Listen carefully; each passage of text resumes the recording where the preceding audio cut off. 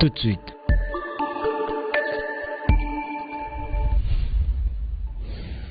Le journal.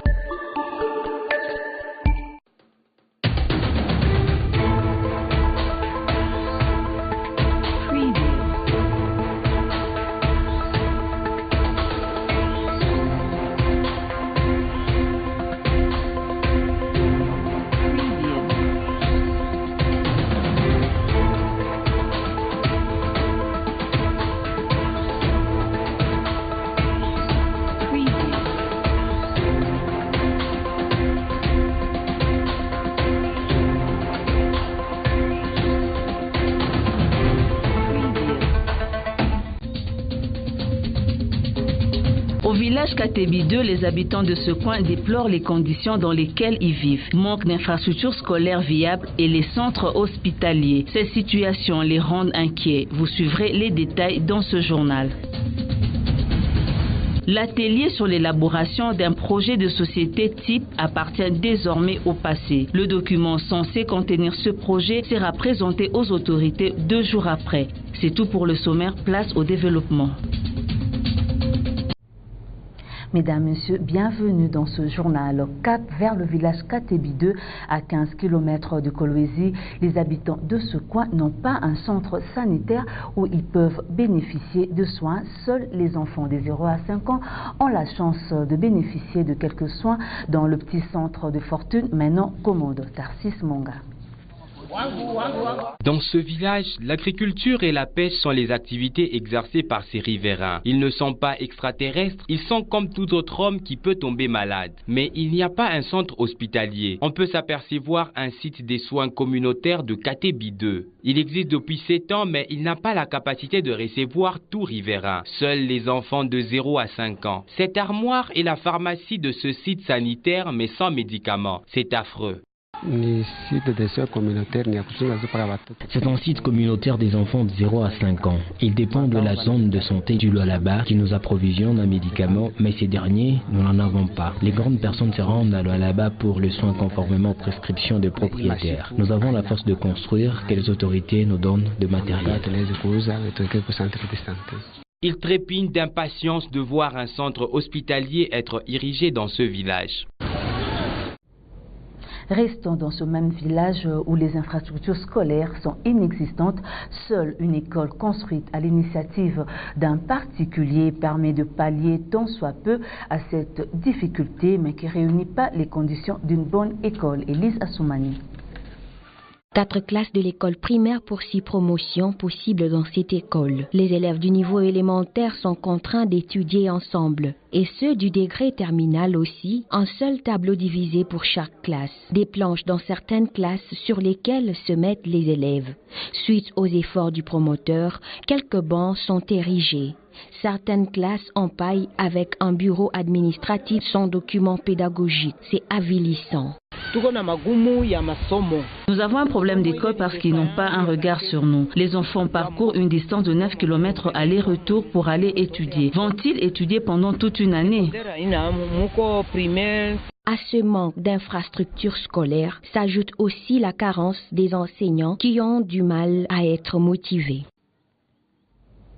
La quasi-totalité des villages voisins de Kolwezi sont dépourvus d'églises.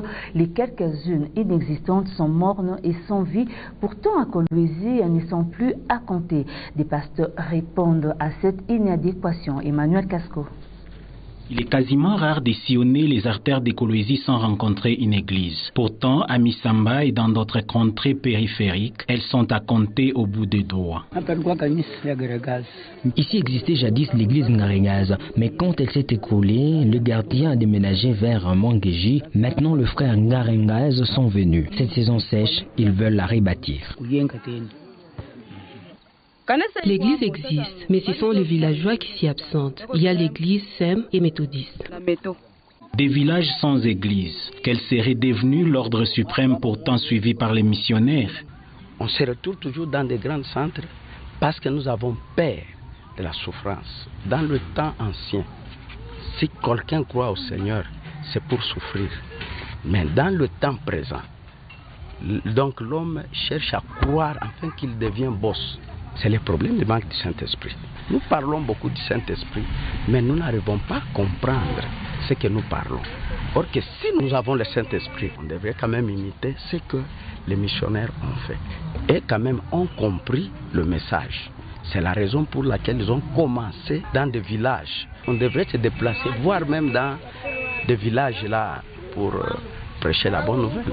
Pourquoi peu ou pas d'églises dans nos villages? Les saluts seraient-ils réservés aux seuls citadins? C'est pour toute personne humaine. Qu'il soit riche, qu'il soit pauvre, qu'il soit grand, qu'il soit petit, il a besoin d'être sauvé. Donc c'est ça la mission que Christ nous donne. Et il veut que toute âme soit sauvée. Mais aujourd'hui, il y a naissance de beaucoup d'églises au centre-ville. Tout le monde s'est fait pasteur. C'est vraiment les commerces. Parce qu'au village, il n'y a pas de moyens. Par rapport à mon église, les pasteurs, ce sont des itinérants. Nous sommes formés pour être et en ville et pour être aussi dans des milieux ruraux. Moi, personnellement, quand j'ai terminé mon cycle de graduat, j'ai commencé à Kisenge Manganese. L'église méthodiste a implanté des églises partout. Dans les villages Misamba, il y a l'église méthodiste, donc l'évangile est déjà là. L'ordre suprême, c'est d'aller et de faire de toutes les nations les disciples. Misamba a aussi besoin des disciples là. N'est-il pas écrit que la moisson est grande? Elle a donc besoin des ouvriers. Clôture de l'atelier d'élaboration d'un projet de société type ce mercredi 14 novembre au Centre de lecture et d'animation culturelle CLAC. Ceci permettra aux futurs dirigeants et députés d'axer leur mode de gestion sur base des réalités de la population. Odilon Mouipo. Des efforts fournis, des forces mises ensemble, d'un projet réalisé et sont arrivés au terme de leur cogitation. Elles porteront de fruits, elles serviront de guide aux futurs gouvernants ainsi que députés. C'est un acte louable. Il y a eu un travail titanesque qui a été abattu pendant 3 jours. Les acteurs de la société civile, les différents experts, les membres de la majorité de l'opposition réunis, on a essayé de faire une analyse, un diagnostic de l'état des lieux de la province du Lualaba. Nous avons priorisé les problèmes qui nécessitent des résolutions le plus vite. Nous avons construit aussi les lieux qui sont nécessiteux d'un appui, des actions concrètes de la part du gouvernement.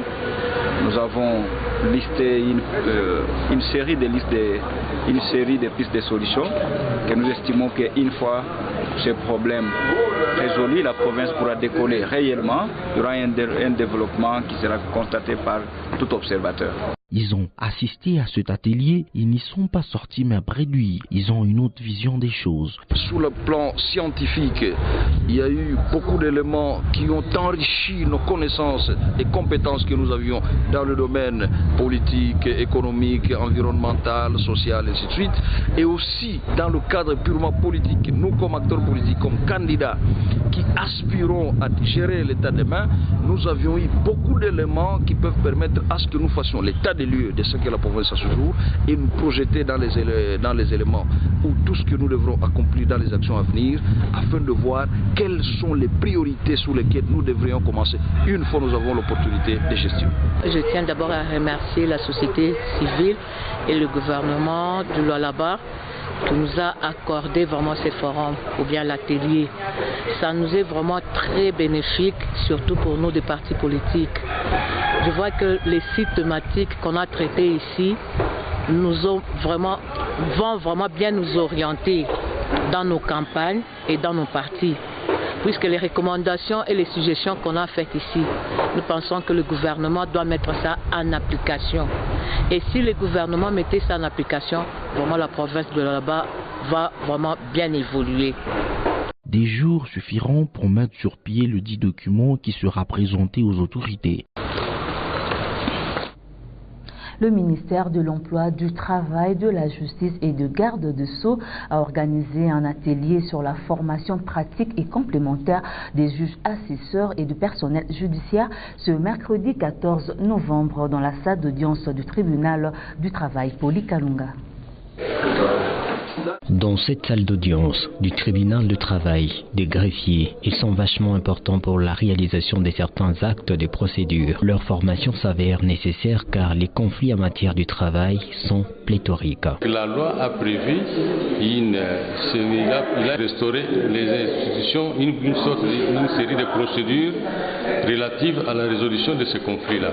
Au sein d'une entreprise, on peut vivre par exemple les conflits relatifs à l'augmentation des salaires, relatifs par exemple à la prime qui n'a pas été allouée. On peut vivre les conflits tels que les salaires qui traînent encore, c'est-à-dire que l'employeur, il y a le nouveau SMIC qui est sorti, lui ne sait pas appliquer ce nouveau SMIC-là, ça pose des problèmes. Ce tribunal du travail des Kolwezi a été choisi, ce n'est pas un aléa. Cette session est d'autant plus importante que l'institution tribunal du travail a été récemment établie, et surtout dans le Lualaba ici. Et ça fait que nous avons un grand nombre d'entreprises sur place. Et d'ailleurs, dans leur chronogramme, ils ont prévu de commencer par ici, compte tenu de nombreux conflits que les employeurs et les employés connaissent dans le territoire de notre ressort. Et pour nous personnellement, ils apportent une certaine expertise sur ce que nous avons dans le droit commun, notamment en matière de calcul des décomptes finales, par exemple. Parce que dans le temps, c'était toujours de l'apanage de l'inspecteur du travail à qui nous adressions des jugements avant du droit pour qu'ils puissent nous éclairer à cet effet. Mais actuellement, avec leur arrivée, ils sont en train de nous mettre en mesure, au niveau, pour que nous puissions faire ces calculs nous-mêmes. Ils savent les lourdes missions leur assignées. Cette formation leur a été bénéfique. Magloire Mondele, Lumba Mwachambita. La formation que nous venons de recevoir ce jour-ci nous a beaucoup édifié. Ça continue à nous édifier. Il y a une matière qui est vraiment nouvelle et ce sont des tribunaux des spécialités. Ce ne sont pas comme le tribunal de droit commun. Là, il y a ce que nous devons apprendre, ce qui n'était pas connu autrefois. Et c'est ce que nos inspecteurs ainsi que le président du comité de pilotage est venu en principe nous donner. Cette formation se poursuit jusqu'au jeudi 15 novembre. C'est la fin de ce journal. Merci de l'avoir suivi. L'actualité se poursuit sur le www.wangou.info.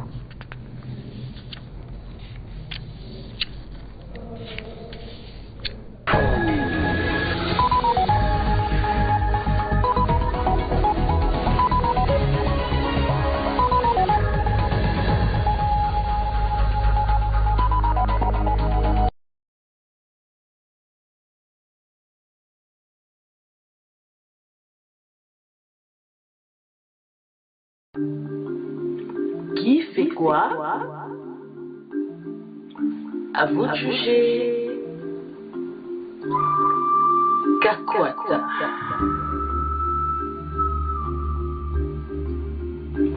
Votre serviteur. Mutoto wa Kolwezi. Kakwata. L'homme du peuple. Encore et toujours à vos côtés. Il n'est pas tard. Nous pouvons encore espérer. Tous ensemble. Kesho usiku. Lamuka. Pamoja jenge Kolwezi yetu.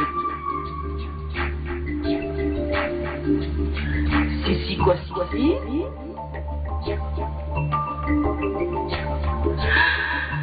Kakwata ni wangu.